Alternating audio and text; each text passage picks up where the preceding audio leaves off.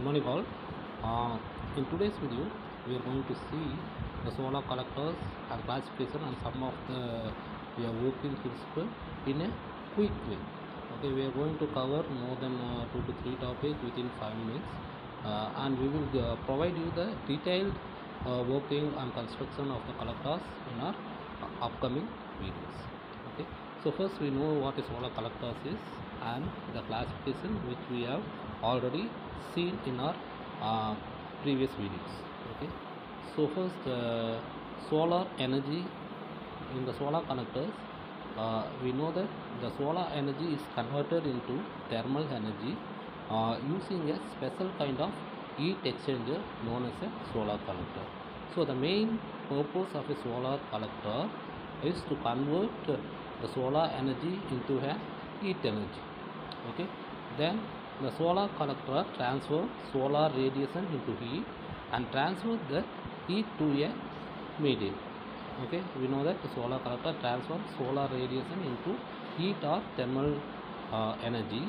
So then it has to be transferred to any of the medium like water, solar fluid or air. Okay, the solar heat can be used for heating water relatively high temperature like 90 to 150 Cc.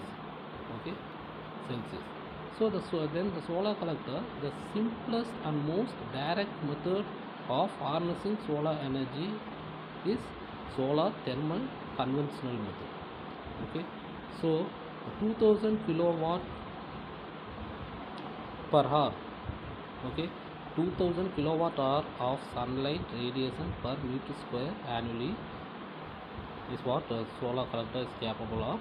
The solar thermal power can only use direct sunlight called beam radiation or direct normal insolations. Okay, so we already seen this in our previous videos, but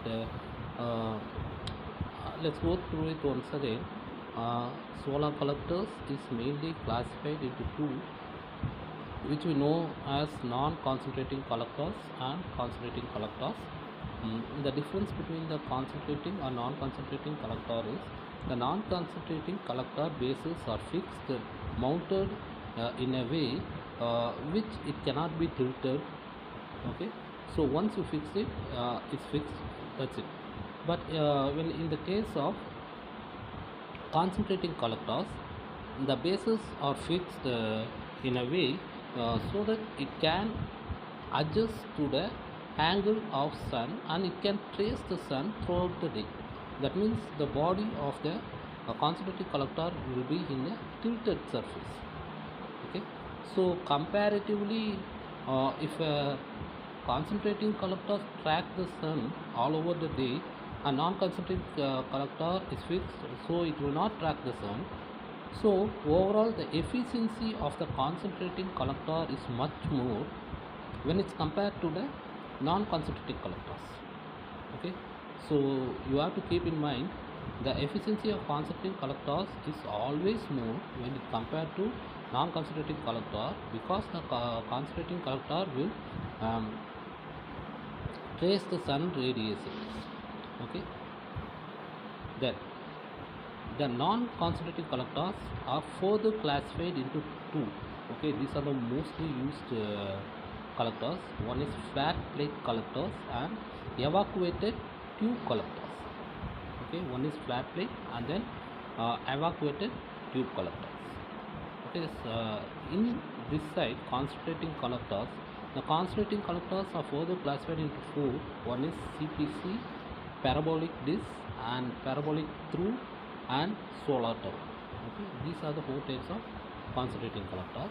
And then the evacuated tube collectors is further classified into direct flow evacuated tube collectors and heat pipe evacuated tube collectors. Okay, here the parabolic through is also classified into SAF or molten salt or DST. Okay, so these are the different types of that means the classification of solar collectors. Okay, so mainly we have to keep in mind because concentrating collectors are more efficient when it's compared with non-concentrating